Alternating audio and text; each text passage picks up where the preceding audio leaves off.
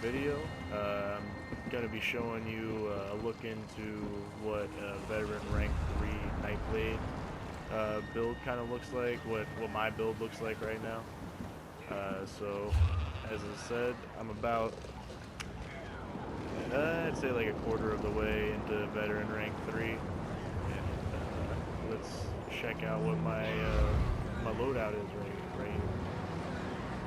So as you can see, I've put 45 points into stamina and 6 points into magic. I like the trade-off between the 45 and 6 because I do have a couple spells that use magicka, but for the most part, yeah, my guy, the dual blade that I'm running right now, he uses basically pure stamina for most of it. And as you can see, I have the boon on the shadow. Increases your critical strike damage. That's basically just because I'm a Khajiit, you get a passive bonus to your critical chance. So you want to get those hard critical strikes in there whenever you can. And then, as you can see, I'm also a werewolf. So as a werewolf, you get 15% combat stamina regeneration, no matter what. And then when you're in the werewolf form, you get 40% more damage from poison. That only happens when you're in the form, so if you stay out of it, you still get the 15% stamina regeneration, which is nice. Alright, then let's look at my skills here. Alright, so from the assassination tree, I used to use Incapacitating Strike as my ultimate. It's a really good ultimate. It does a lot of damage, and also lets you hit people for a lot of damage as well. And then I use Killer's Blade as my execute because it does a lot of damage when they're low health. See, it does 1500 magic damage just flat, which isn't that much, but then it does 300% more to low health targets. And then if you kill them within the 2 seconds of hitting them with it, it heals you for 21% of your health, which is really nice. Ambush is a really great skill. You basically lunge through the shadow. You lunge at your target, and you stun them for 1.5 seconds. And then I have it upgraded to where you get Empower, and it increases the damage of your next attack by 20%. And then I also have all the passives in this tree. Master Assassin, increase your weapon and spell damage while invisible. Killing an enemy restores magicka. Increased critical strike, loving it. It increases damage dealt by critical strikes by 10%. Everything in the Nightblade area is basically made for critical strikes. And then coming to Shadow, I use two from Shadow. I use Dark Cloak, which basically you just go invisible for 2.9 seconds, and then I have it morphed to where you remove damage over time effect, and it's the remove 4 damage over time effects. Like if somebody hit me with anything that was doing like fire, frost damage, anything like that, poison damage, if I go invisible, it drops 4 of those off immediately, which is really nice for PvP. And then surprise attack.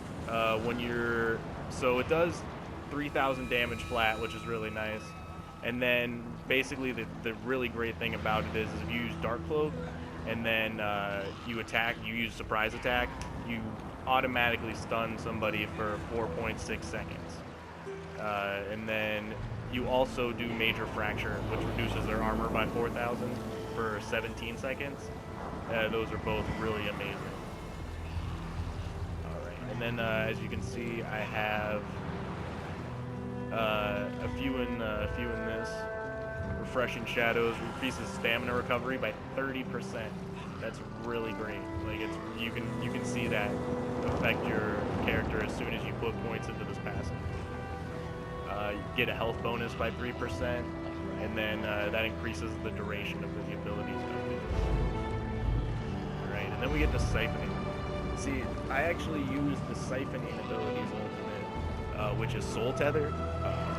You deal 4,500 damage and stun them for 4.5 seconds, which is just ridiculous. Even in PvP, you still stun them and you still do that much damage. And then affected enemies are also tethered, siphoning 766 health to you every 1 second while they remain nearby. So as long as you're next to the person that you soul tethered, you can just heal yourself for about almost 800 health per second while you're next to them. And the amazing thing is you can hit multiple people with it.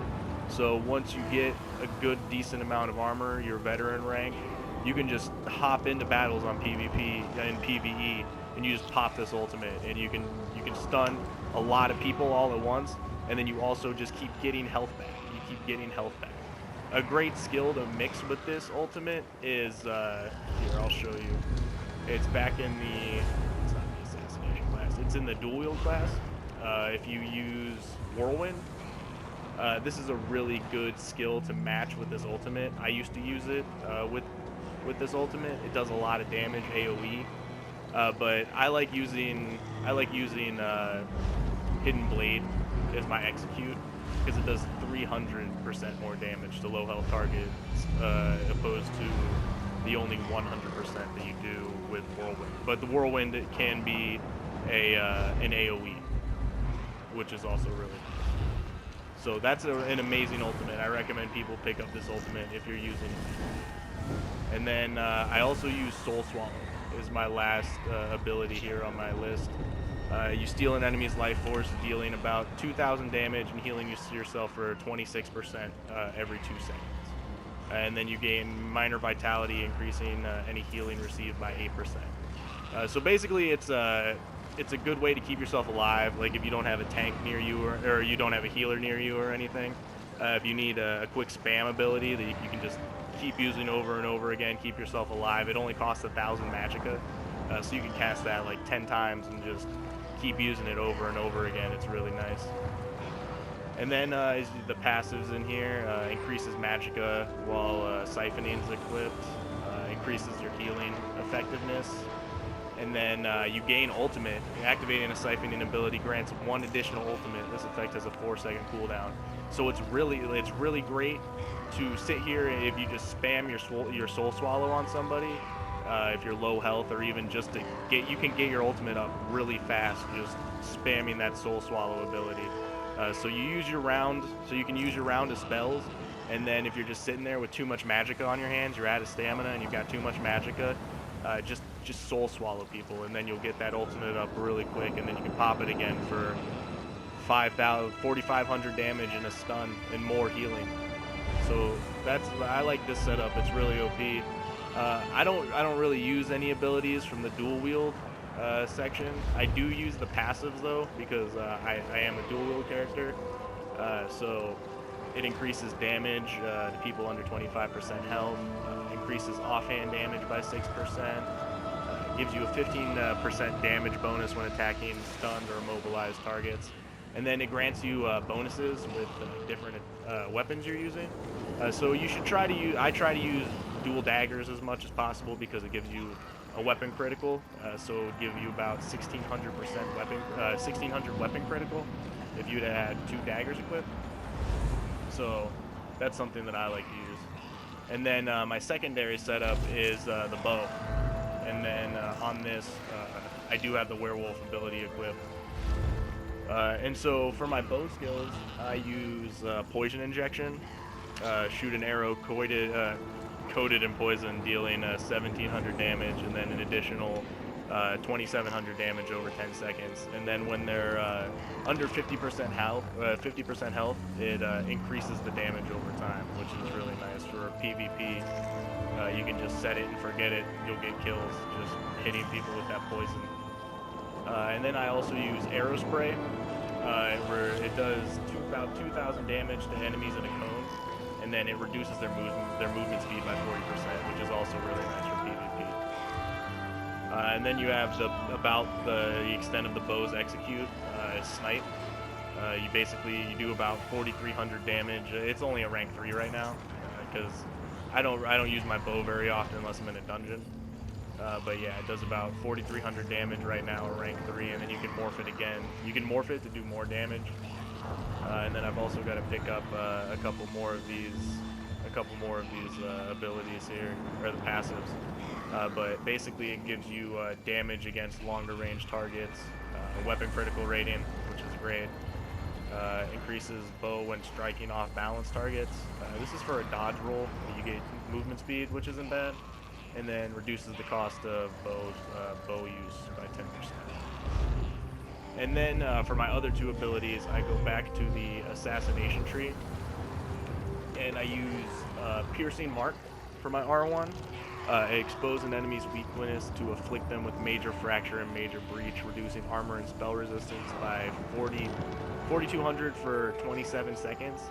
And then you can detect enemies even if they use stealth or invisibility, and when marked an enemy dies, you're restored for 37% of your max health. So this is really awesome for PvP and even PvE. For PvP, throw it on a Nightblade, they can't go stealth anymore. So basically it's an anti-Nightblade ability. So you throw this on them, you can see them when they're invisible, and you're reducing their spell and armor resistance by a ton. And then my L1 is Grim Focus. You build up momentum for 20 seconds while active, hit with 7 light or heavy attacks to turn this into Assassin's Will, and fire a spectral bow doing 5,000 magic damage. So basically, it gives you minor berserk for 8 seconds, and then you have 20 seconds to hit somebody with 7 light or heavy attacks, and then you can reactivate the ability to shoot a bow and do 5,000 magic damage, which is really nice. It's paired with snipe. It's basically like you have 2 abilities to do around 10,000 damage within a short period of time. It's a really good power spike. I recommend any Nightblade bow user has Grim Focus. It's a really nice execute. Even if you don't want to use snipe, if you wanted a different setup instead of using snipe, there you go. And then of course I have my medium armor max because I do use medium armor. It's really nice. It gives you dexterity. It increases your critical strike rating. So there is an amazing perk to using medium armor right there. Reduces sneaking, stamina recovery. You get movement speed. And then my werewolf is also maxed out. I use basically all of the normal werewolf things. And then Khajiit skills. So these passives right here, robust, increases health recovery in combat by 30%. That's really awesome. And then Carnage increases your weapon critical by 6%. Those are the 2 passives that make Khajiit really good Nightblades. And then I gotta work on all of my other abilities down here. I mostly fight stuff nowadays. But yeah, that's my rank 3 Nightblade.